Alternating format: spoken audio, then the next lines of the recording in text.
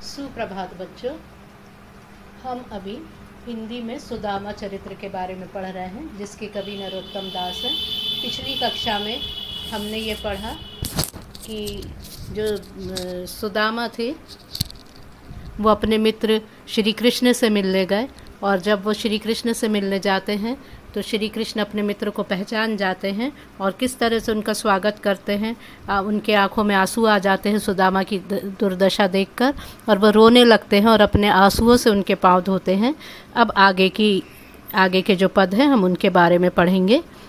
आगे वो कहते हैं, जब वो देखते हैं कि जो सुदामा है वो अपने हाथ में कुछ रखे हुए हैं, कुछ पोटरी में, और छुपा रहे हैं, तो सुदामा से श्री कृष्ण बोलते हैं, क्या भाभी ने मेरे लिए कुछ भेजा है जो तुम मुझको नहीं दिखा रहे हो, छुपा रहे हो?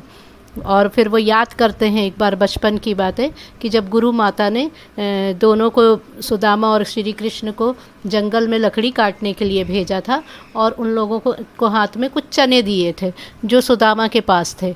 और पानी गिरने लगता है और श्री कृष्ण पेड़ के ऊपर रहते हैं और जो सुदामा है वो पेड़ के नीचे खड़े रहते हैं, और सुदामा उस बचपन में उस चने को खा लेते हैं। और जब श्री कृष्ण ऊपर से पूछते हैं कि तुम क्या खा रहे, तो वो बोलते हैं कि ठंड से मेरे दांत किटकिटा रहे हैं, ये उसकी आवाज़ है। तो वही बात को याद करके श्री कृष्ण कहते हैं कि लगता है तुम्हारी बचपन की आदत अभी नहीं गई है, अभी भी भाभी ने मेरे लिए कुछ दिया है, और जैसे तुमने बचपन में चने छुपाए थे वो तुम अभी मुझसे छुपा रहे हो। और ऐसा कह के वो हंसने लगते हैं।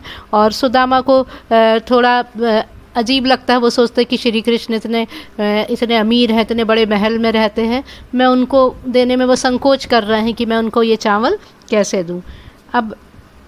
अब इस तरह श्री कृष्ण सुदामा की बहुत आवभगत करते हैं, उनको अपने महल में अच्छे से अच्छा भोजन देते हैं, बहुत अच्छे तरीके से उनको वहाँ पर रखते हैं, और उनका स्वागत करके उनका अतिथि सत्कार बहुत अच्छे से करते हैं। और जितने दिन सुदामा उनके पास रहते हैं वो उनको बहुत ही रहीसी से, बहुत ठाट बाट से उनको रखते हैं। अब जब सुदामा उनके पास रह लेते हैं, अब वो श्री कृष्ण से विदा मांगते हैं कि अब मैं अपने घर जाऊंगा, तो श्री कृष्ण उनको विदा करते हैं। जब श्री कृष्ण ने जब सुदामा को विदा कर दिया, तो जो सुदामा है वो जाते हैं और सोचते हैं कि श्री कृष्ण ने उनको विदा करते समय उनके हाथ में कुछ भी भेंट नहीं दी, उनको कुछ भी नहीं दिया, और वो रास्ते में सोचते जाते हैं कि वैसे भी श्री कृष्ण के पास मैं आ नहीं रहा था, मुझे मेरी पत्नी ने बेकार में भेजा था, अब मैं जाके उनसे यही कहूँगा कि उनने तो मेरे को कुछ नहीं दिया, तुमने मुझे ज़बरदस्ती भेजा, और जो चावल भी दिए थे वो भी उनने रख लिया। और वो मन ही मन ये सोचते हैं कि जो श्री कृष्ण हैं, बचपन में तो वो माखन चुरा के खाते थे, और लगता है वो अभी भी वैसे ही हैं। और सुदामा के मन में थोड़े से वो दुखी होते हैं कि उनके मित्र ने उनको भेंट के रूप में कुछ नहीं दिया, और वह ऐसे करके चलते जाते हैं। चलते चलते जैसे ही वो अपने घर पहुंचते हैं और घर के पास आते हैं, तो वो देखते हैं उनको अपनी कोई झोपड़ी नहीं मिलती, और उनको चारों तरफ महल ही महल दिखाई देता है, चारों तरफ राजसी ठाट बाट दिखाई देता है, हाथी बंधे हुए दिखाई देते हैं।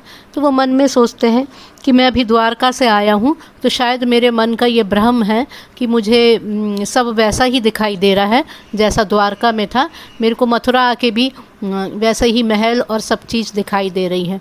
फिर वो आगे बढ़ते हैं, अपनी झोपड़ी खोजने लगते, लेकिन उनको झोपड़ी नहीं दिखती, और जहाँ उनकी झोपड़ी थी वहाँ पर एक महल खड़ा दिखाई देता है।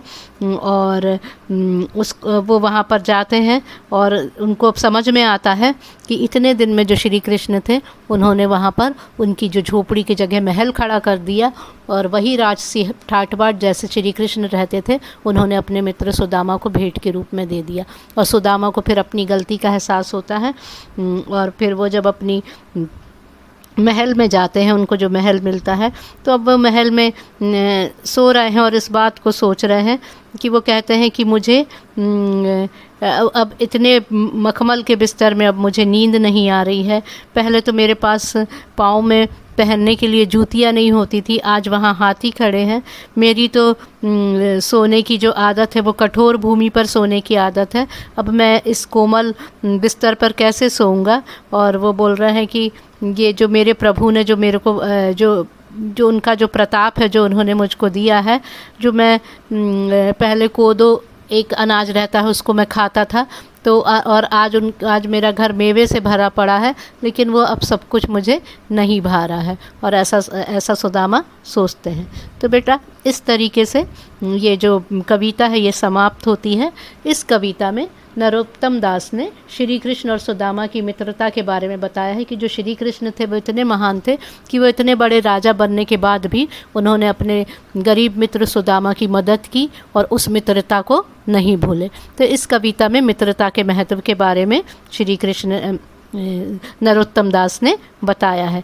इसको आप याद रखेंगे, आपको दोनों दिन में पढ़ने से ये कविता समझ में आ गई होगी। अब ये कविता समाप्त होती है।